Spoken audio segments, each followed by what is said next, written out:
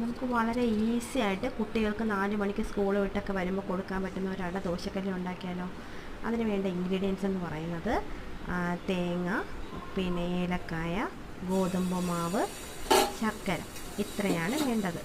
ഗോതമ്പ് മാവ് ഒരു കട്ടി പരുവത്തിൽ കലക്കുക, വെള്ളം ഒഴിച്ചിട്ട് ഒരല്പം ഉപ്പും കൂടി ചേർത്ത് കൊടുക്കുക. ഒരു ദോശയ്ക്ക് അത്രയും ലൂസാവണ്ട, അതിന് കുറച്ച് കട്ടിയായിട്ട് അതിന് കലക്കിയെടുക്കുക. അതിനുശേഷം ഏലക്ക, തേങ്ങ, ശർക്കര എന്നിവ നന്നായിട്ട് മിക്സ് ചെയ്യുക. ഏലക്ക പൊടിച്ചതും കൂടി ചേർത്ത് മിക്സ് ചെയ്യുക. അതിനുശേഷം ദോശക്കല്ലിൽ ഗോതമ്പിൻ്റെ മാവ് കോരി ഒഴിച്ചതിന് ശേഷം ഈ കൂട്ട് ശർക്കര, തേങ്ങ, ഏലക്ക കൂട്ട് അതിൽ വെച്ച് മടക്കിയെടുത്ത് ദോശക്കല്ലിൽ ചുട്ടെടുക്കുക. കുട്ടികൾ സ്കൂൾ വിട്ട് വരുമ്പോൾ കൊടുക്കാൻ പറ്റിയ വളരെ ഈസി ആയിട്ട് തയ്യാറാക്കാൻ പറ്റുന്ന ഒരു സ്നാക്സാണ്. എല്ലാവരും തയ്യാറാക്കി നോക്കണേ.